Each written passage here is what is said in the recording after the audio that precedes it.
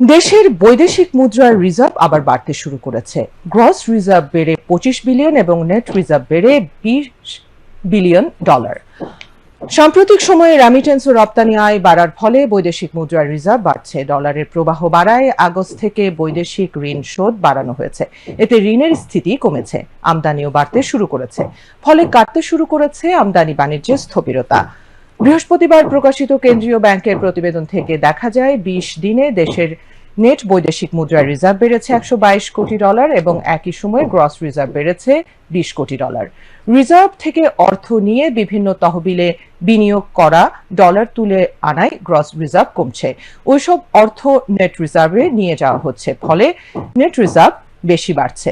কেন্দ্রীয় ব্যাংক আশা করছে চলতি মাসের মধ্যে গ্রস রিজার্ভ 25 বিলিয়ন এবং নেট রিজার্ভ 20 বিলিয়ন ডলার ছাড়িয়ে যাবে। কারণ হিসেবে বলা হচ্ছে রেমিটেন্স প্রবাহ বাড়তে শুরু করেছে। রেমিটেন্সের ডলারের দাম বাড়ায় প্রবাসীরা আরও রেমিটেন্স পাঠাচ্ছেন। এছাড়া রপ্তানি আয়ও বাড়ছে। চলতি অর্থবছরের জুলাই নভেম্বরে রেমিটেন্স বেড়েছে প্রায় 26%। গত অর্থ বছরে একই সময়ে বেড়েছিল 0.17%। গত জুলাই অক্টোবরে রপ্তানি আয় বেড়েছে 8.5%। গত অর্থ বছরে একই সময়ে কমেছিল।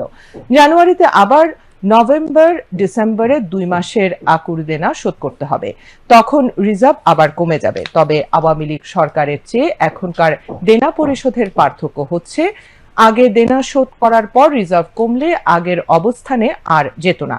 এখন দায় শোধের পর রিজার্ভ আবার বেড়ে আগের অবস্থানে চলে যাচ্ছে।